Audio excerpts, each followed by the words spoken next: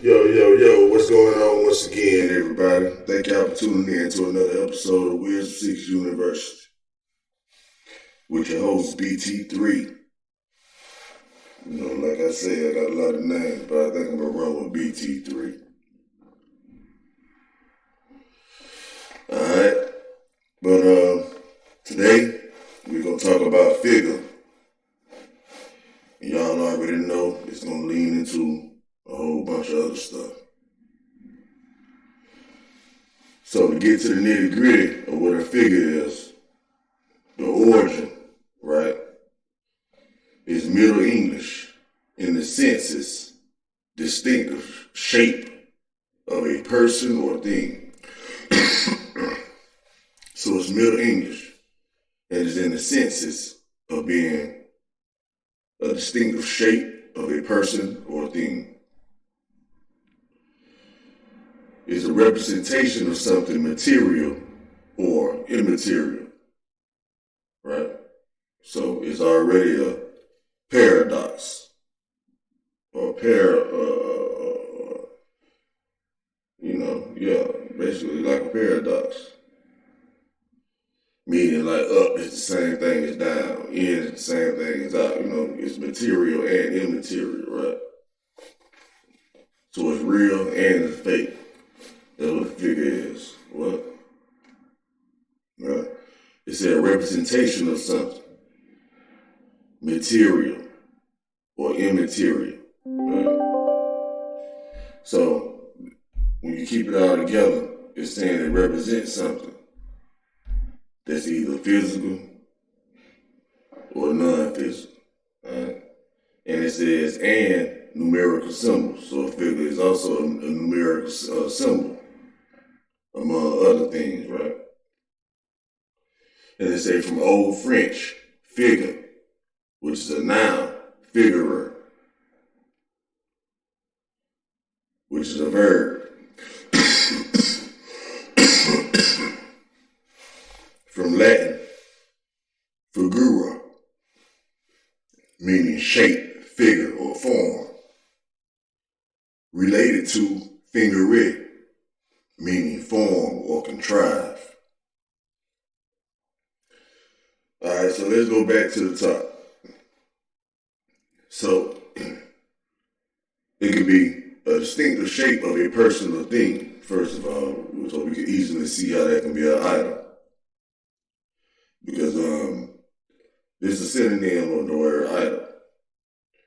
And we can see how a representation of something material or immaterial can be representing a figure. And we can see how a number or something like that can represent a symbol. Alright? And so, to make a long story short, it's a shape, figure, or form. So now since we got that understood and how it can relate to an item, let's go ahead and get a little deeper. So let's see what material is. Material is the matter from which a thing is or can be made. The matter from which a thing is or can be made.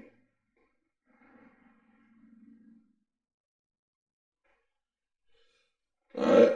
So material is just material. You got to do something with the material. You got to form something with the material. Alright?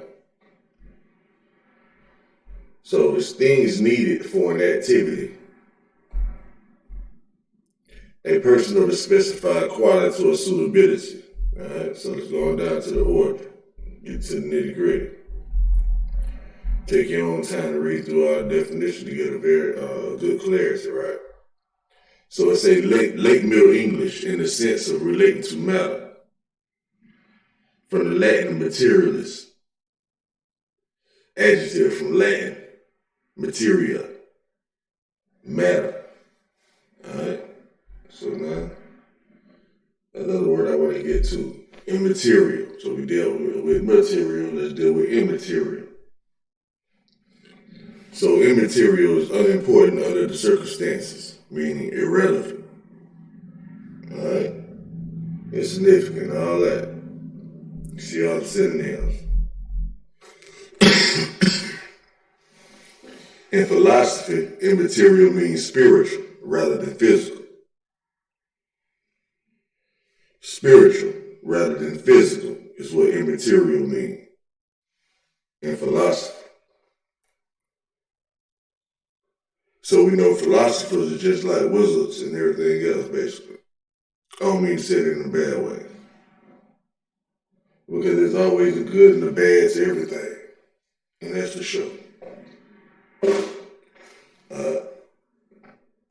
So let me keep going. You see all the synonyms for that. Spiritual, ghostly, spectral, ethereal.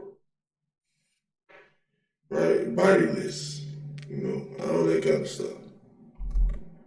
So the origin of this word is immaterial, right? Late Middle English, in immaterial sense too. From Latin, immaterialist. From in not, materialist, relating to matter. So it's said in the second sense, the philosopher sense, it means spiritual rather than physical. All right? So it's saying in late Middle English, in material sense too. In immaterial, sense too. From Latin. So it's like, that's really where it comes from. It comes from this understanding. And I want y'all to understand too, in most cases, the first definition is only the definition that's most commonly used. Not saying that it's the most accurate definition. That don't mean it's the most accurate definition. Again, it means it's the most commonly used definition. All right? So they're telling you the most actual definition to use, the most accurate is the second one, which is the philosophy interpretation. The philosophized interpretation. All right. So, let's go into another word. Let's go to the word contrive. Contrive means create or bring about an object or situation by deliberate use of skill and artifice. Another definition is manage to do something foolish or create an undesirable situation. All right? So in Middle English, from Old French, contriver, stressed stem of contriver, meaning imagine, invent. From medieval Latin, contrapare or compare. So contrive means to compare something, to imagine something, to invent something.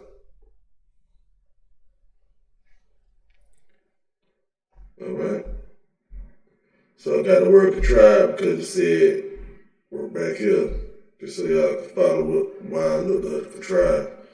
It's a related to figure, form, or contrive. All right, related to the imagination and stuff like that. That's what it's trying to say. Related to the imagination. All right, so let's go on back down. I think I was on now. Let's get the matter. See, I just came up contrive. Now I'm on matter. And it's a physical substance in general, as distinct from mind and spirit. In physics, that which occupies space and possesses rest mass, especially as distinct from energy. So it says matter is physical substance in general, all right, like as a whole, and it as distinct from mind and spirit. So it's letting you know your mind and your spirit is not matter. Okay? Or it's definitely not the kind of matter we talking about. That can be that could be, that's tangible, something that you can hold, touch, smell, taste,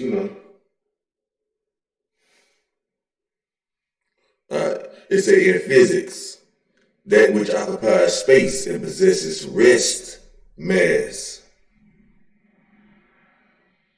Okay?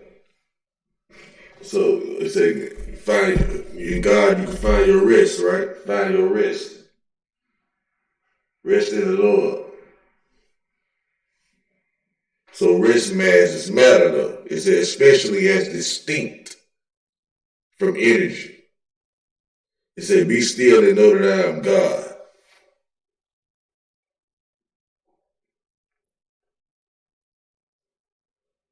So right here it says as distinct from energy. And at the top it says as distinct from mind and spirit. So now let's look at this again from a scholarly aspect, right? Meaning breaking down this literary doctrine, right? It says a physical substance in general, as distinct from mind and spirit, right? And then it's a semicolon. So semicolon to me, or in English, means that they about to say the same thing in a different way. So it says in physics, right? That which occupies space and possesses rest mass. Right? So that means this is physical substance. So space, it's a something that is that occupies space, right? Something that occupies space and possesses rest mass is a physical substance in general. And then it says especially as distinct from energy, right? And so the top part of the sentence after the comma says as distinct from mind and spirit. So if we breaking this down for what's really being said, they're telling you mind and spirit is energy.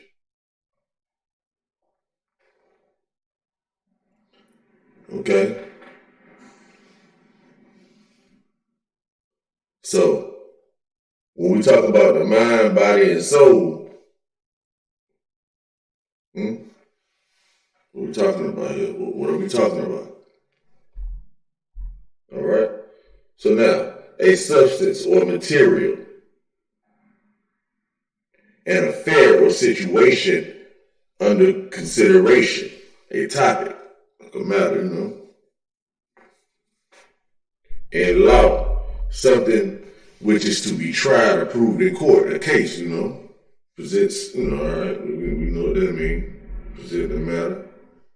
The reason for distress or a problem, all right, like what's the matter? The substance or content of a text as distinct from its manner or form. The substance or content of a text as distinct from its manner or form. Like, what's the argument, the thesis, the argument, the main point, all right? So, go into printing, the body of a printed work, okay, logic, the particular content of a proposition as distinct from its form. So, let's go down to a verb. Be of importance, have significance, okay? Of a person, be important or influential. All right, we get all that. Let's get on down to the origin. Now, when we get to the origin, it says matter in Middle English via Old French from Latin materia means timber or substance, right? And it also means a subject of discourse, right? And this word materia is from the word mater, meaning mother. So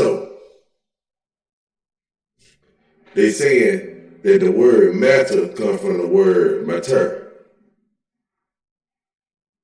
And the word mater means mother. All right? I'm going to let that marinate for a second. Let's really follow what's going on. Now, how do we get to mother dealing with matter, huh? How do we get to mother dealing with figure? Right? So, when we trace these idols back and stuff like that, for the ones that's learned,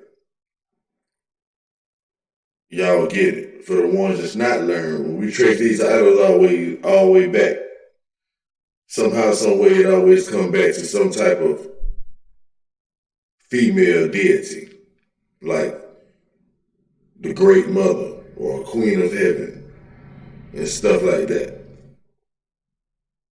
And then it ended up getting, not saying that it's right or whatever either way, right? But later down the line, the female aspect turned or was transformed into a male aspect, which they call patriarchal. So the matriarchal way of handling our religious activities and beliefs turn into a masculinity aspect, right? And again, not saying either way is right or wrong. I'm just stating the facts of how it was. So, the concept of the woman contriving with the devil, so to speak, I think I use that in the right way, is why we're in the situation we're in now, according to the patriarchal beliefs. You know, Eve ate listened to the serpent, ate the fruit, committed a sin, right?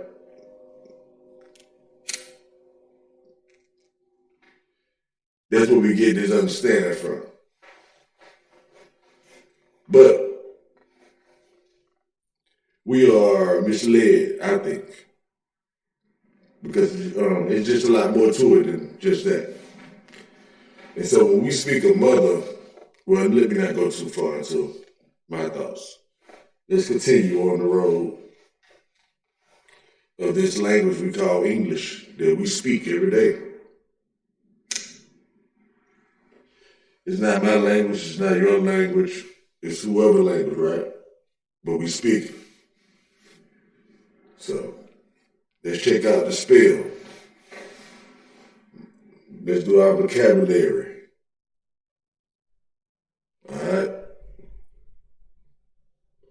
So, we ran through that. We see Madeline ends up leading the mother some kind of way. So, let's go to thing. Let's go to the word thing. So we know thing means a lot of things. All right. So let's go back down to the origin, right? Because if you guys understand well, you know what? It's necessary that I read a couple of, because it's something I want to try to catch, right? The first thing about the word thing is what?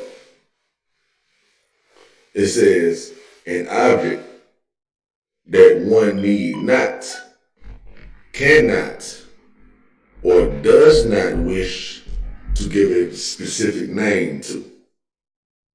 All right? An object that one need not, cannot, or does not wish to give a specific name to. All right? First thing. So when we speak about that holy thing, what are we talking about? You see? So now, we're talking about personal belongings, objects, equipment, stuff like that, things, right? So let's go ahead and go down to the origin. And it says, Old English, a Germanic origin, related to German ding. Early senses included meeting and matter, concern, as well as inanimate objects. Okay? So it's giving you the different senses, right?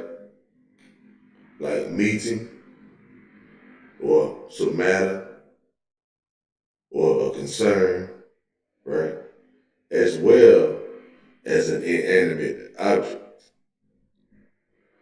So since we already ran through the word, well, I don't think we got to it yet. So now let's run through the word inanimate, right? Y'all see I got this word highlighted. I'm on it. So I'm all the way down at the origin for a reason. So let's make a long story short, right? Y'all run through the definition however you please. But this is about metaphysics, right? It's like getting to the bottom of things. Something like that. It's a philosophy aspect almost, just whatever you want to call it, right? I don't prefer to call myself nothing. I'm just following the information.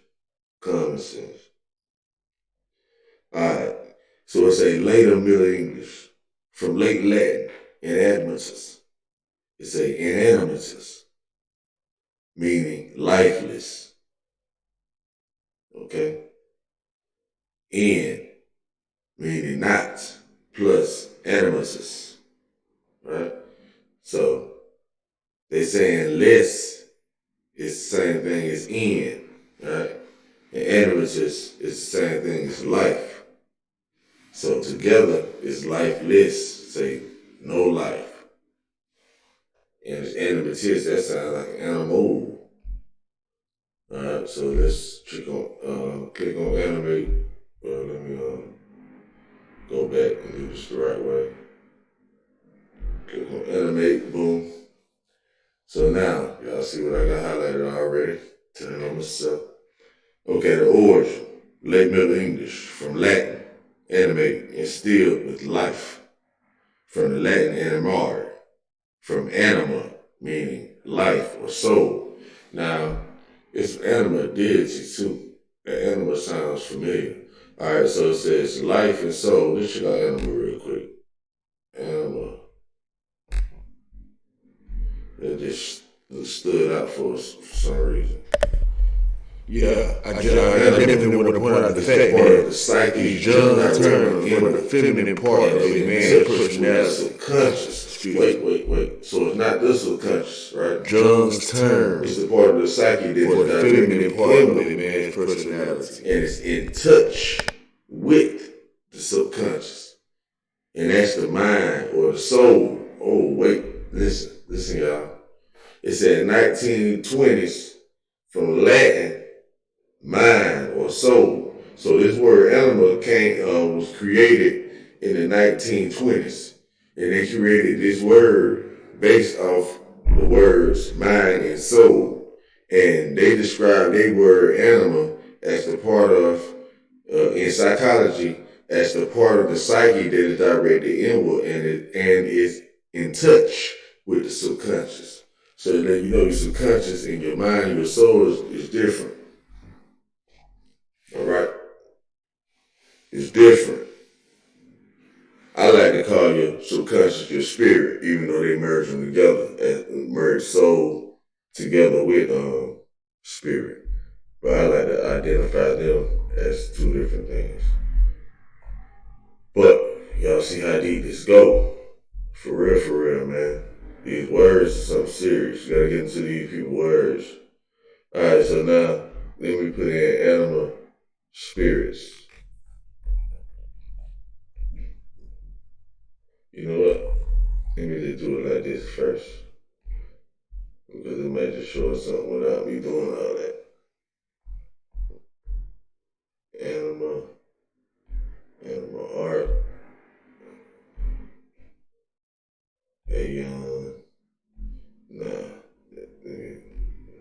waste time. Anima spirit, because I think, you know what, let me just put animal gods.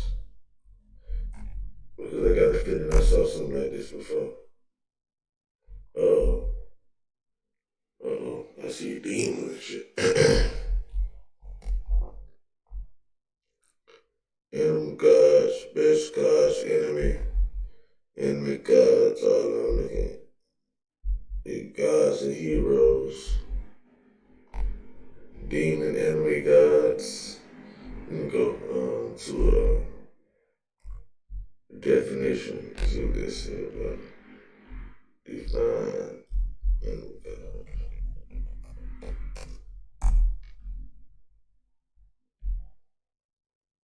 Alright. They say the animal and the animus are described in Carl Jung's school of analytical psychology as part of this. So this is his thought process. It's an allusion to Helen of Troy in Greek mythology. Okay, it's an allusion to Helen of Troy.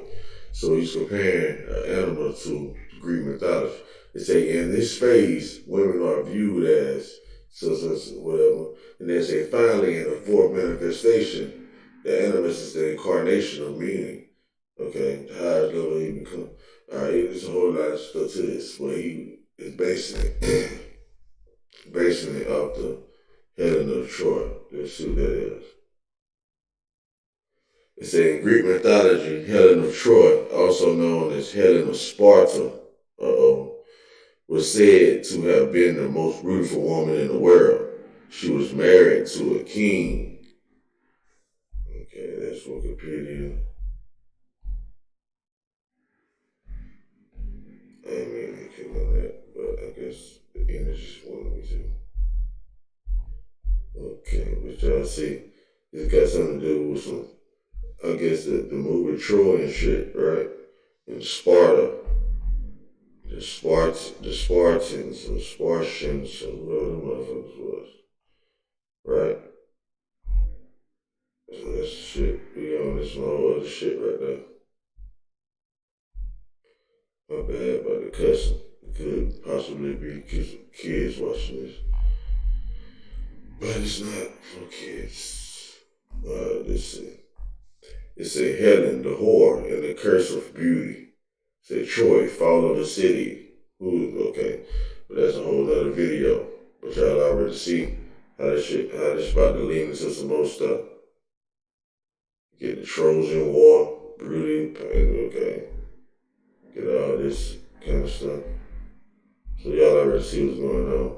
And I wouldn't doubt if this stuff is whitewashed. And I'm just saying, I ain't racist, I ain't prejudiced, but we know what it is. I guarantee it's probably whitewashed. But anyway, let's keep moving. So we checked out Anima from Animate. Alright. Anima, then with the animals, because it means life and soul or whatever, right? Anima, life and soul. So let's keep moving. Animal gods, Animal Troy. So y'all see what that is all about. We click out of that. Now, let's get the soul. Okay. I think we're in soul show. Alright, let's go. Soul. Soul is the spiritual or immaterial part of a human being or animal, regarded as immortal. So let's not forget now. Yeah, let me just keep reading. Let me make sure first though. Let me go back. Say animal, Heaven of Troy. Okay, Carl Jones. Go to animate. I don't want to see about no animal gods. I just want to see Anima. Let's see what that was again. Anima. Alright. It was a part of the psyche. So Anima is not inanimate. Okay. But it's still being referenced to the mind and soul. Okay, so yeah. So it would be considered as being the immaterial part of a person for the most part. So let's see. Let's follow this. Y'all see where I'm going with it? Y'all see how I'm trying to keep up with what's going on? Alright, so let's say the spiritual or immaterial part of a human being or animal, regarded as immortal. A person's moral or emotional nature or sense of identity, right? Spirit, psyche, dudes and psychologists or whatever. Emotional or intellectual energy or intensity, especially as revealed in a work of art or an artistic performance. Okay, so it's dealing with music, entertainment, all that kind of stuff, the soul, the feeling. All right, say inspiration, feeling, emotion, animation, intensity, spirit, all that energy. All right, African American culture or ethnic pride, soul, short for soul music. All right, soul is short for soul music as well. The essence or embodiment of a specified quality. The essence or embodiment of a specified quality. Embodiment, incarnation, epitome, personification, right? An individual person, human being, individual man, woman, right? An individual person. So origin is Salt, German origin related to Dutch, Zeal, and German, Zeal. Seal. I got that highlighted, so let's see what that means. So seal in German means the spirit or essence of a person that is believed to live on after a person's death. That's just what it came up right quick. It means soul, mind, spirit, human being, soul. So that's what evolutionary. But okay, all that sounds about right. Down here in the Cambridge Dictionary, it says translate the soul, the life, soul of the party. Alright. So that's it with that. Now let's get into life. Alright. So let's dig into life right quick. Hey y'all check out the part 2, man. Y'all wanna follow me on this life trip right quick. You see what I'm saying? This part 1 or whatever. I don't know if it's gonna be part 1, part 2, just a whole different thing, but y'all feeling just from right here over with. I holler at y'all, and I appreciate y'all checking me out. Coming right back with the other one. Peace in a minute.